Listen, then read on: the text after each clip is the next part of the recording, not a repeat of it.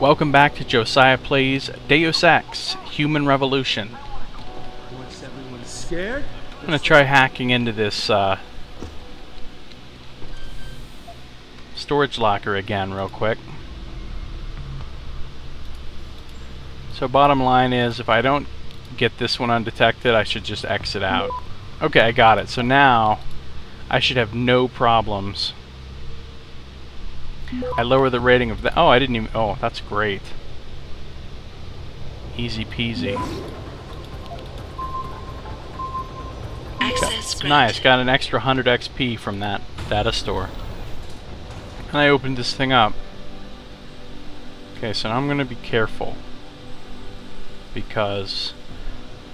So I located the DMPD storage unit. Awesome. There's an ebook. There's another ebook. There's a lot of evidence in here. There's another ebook. There's another ebook.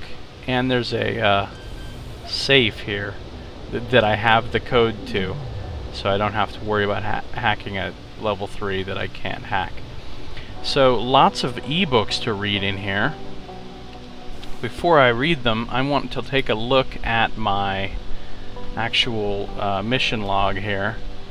So I talked to Chase, locate the storage locker, and take a look at the evidence. So I've completed that.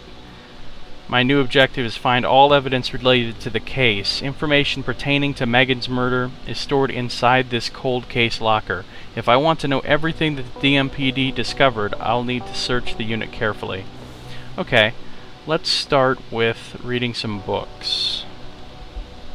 Seraph Industries Incident Report, TA 00514-008. Case number TA 00514. Incident: terrorist attack on Seraph Industries headquarters, Detroit. Okay, so this is the attack that happened in the beginning of the game they're talking about, right? Officer, Detective Jean, not even going to try to pronounce that. Detective Jean S. Subject 008, confused witness. Details: apart from Seraph's chief of security, that's me, who is still in a critical condition in edit, and another lab technician who is lying in a deep coma in the same hospital. Interesting. The only witness to the attack on Seraph who was left alive is a tech named Arthur Hopkins. Something peculiar regarding the witness's deposition or lack thereof. When we first got on the scene, Mr. Hopkins was waiting for us in a rec room near the labs. He was obviously in shock, but was quite coherent and ready to give a clear description of the incident. This sounds suspicious. The emergency response team wanted to make sure his condition was stable before allowing us to interview him. When we came back after his checkup, a few minutes later, he was incoherent and confused. He couldn't remember anything about the attack. We still haven't heard back from the ER team regarding this matter. Addendum, Captain Penn. The situation has been resolved with the medical team. Mr. Hopkins' condition has been validated. He suffered from a severe concussion. This matter is closed. Alright, so this is a cover-up, straight up. He did know some stuff.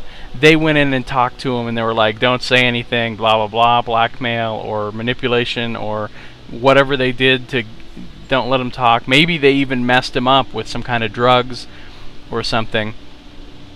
And then, you know, Captain Penn is all about the cover-up. This matter is closed. Okay. Interesting information there. Next one. Seraph Industries Incident Report TA 00514-2023. Same incident. This was Officer Detective Christopher Chase. So this is the detective I already spoke to, Detective Chase. Subject: attackers are definitely professionals. Details: quick rundown. There was no trace evidence found at what seems to be the point of entry.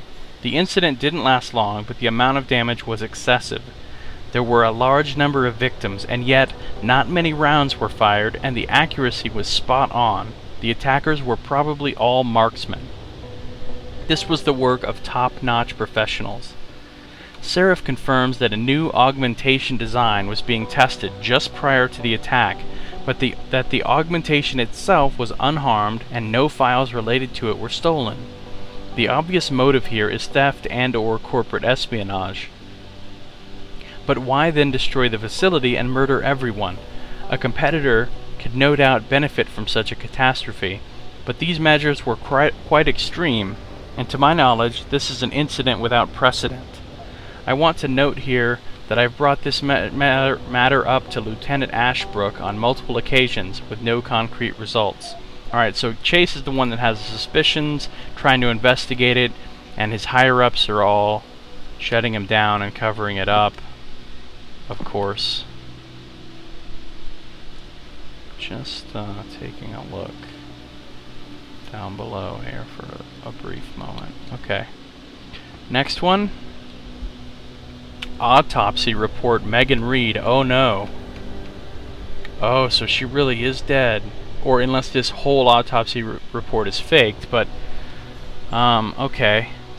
Same case number. Reed Megan, 32 years of age, sex female, blood type O positive. PathMD Lorne. Preliminary note.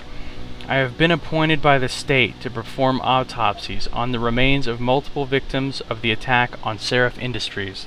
This is due to the critical nature of the incident and the need for the State Department to be fully aware of every detail without going through an endless array of bureaucratic forms and requests. This is in no way linked to the competence of local medical examiner Dr. Gerald Campbell, and shouldn't be interpreted as such. Okay, so this autopsy was not done by the person who would normally be doing it, which is the normal local medical examiner. This was done by some other person. This Lorne guy. Interesting. When they bring in an outsider to do the thing, that means probably some lies or cover-up is happening. Final diagnosis. 1. Vertebral injuries. Vertebrae in the neck area are displaced. Abrasion of the bones consistent with severe and sudden stress or pressure. 2. Ligature strangulation. Abrasions found in the neck area, hard to clearly verify due to severe burns, but throat seems crushed.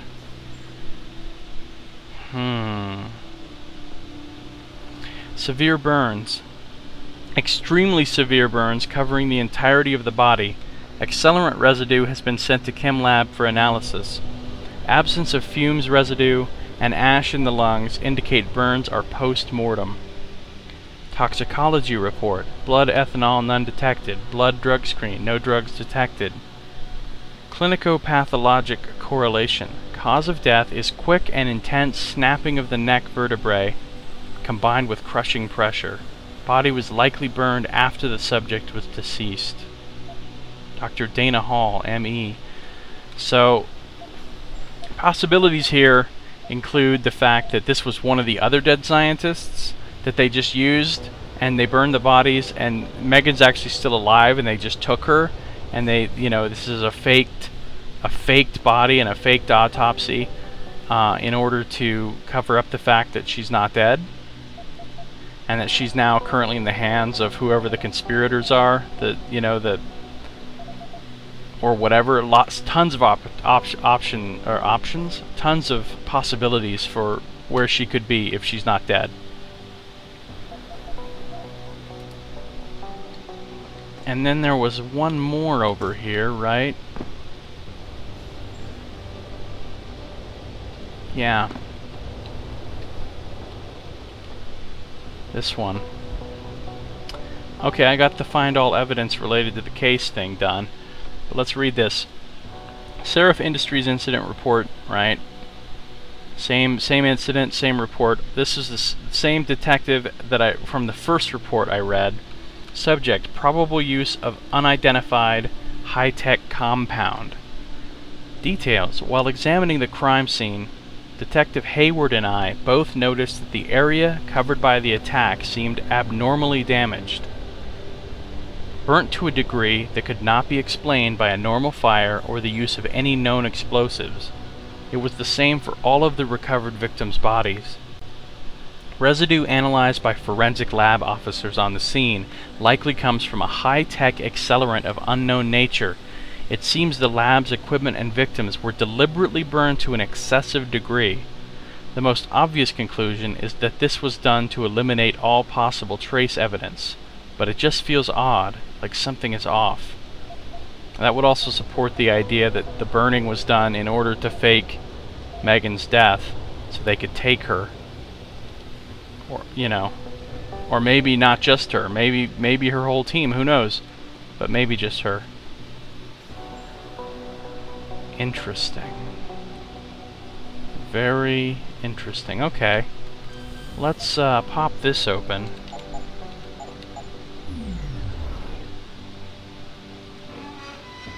Ah, bracelet.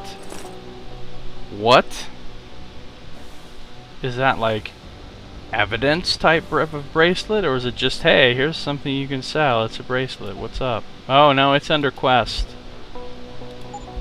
Megan Reed's bracelet. A Reed family heirloom. This bracelet was passed down to Megan by her grandmother. What? What is that doing in here? And it didn't look burned, did it? And one more evidence thing. Megan Reed lab notes. Entry 708. Wow, this is getting interesting. It's hard to fathom it all sometimes. When I made that breakthrough in my research a couple of years ago, I never thought it would get this big. I thought it was an anomaly at first, but it's become to genetics what universal assemblers are to nanotechnology. We're talking about the holy grail of DNA here. Hell, this is Gregor Mendel big. The thing is, I have to bury the truth. Not the discovery, but how I reached my results. It's become harder lately. I betrayed someone I respected, for the sake of my research. I wish I had a chance to fix it, but it got bigger than me, bigger than Seraph. If this ever came to light, Seraph Industries could be ruined. I don't know what I'm going to do. I'm tired. I think I'll just wrap things up for today. Really? So it's obvious that patient X is me, right? Megan and I were involved, and at some point she got my DNA, a sample of my tissue or whatever, to use and discover this. Maybe she's talking about I'm the one that she betrayed, or maybe she betrayed somebody else in order to do this whole thing. But it's obvious that she doesn't feel good about what happened. And there's more going on here than I know also. But yeah, this is obviously what got her killed or captured. But the fact that they have her lab notes and her bracelet in here, yeah, there's some stuff going on here. This is cool. This is some conspiracy shit for real.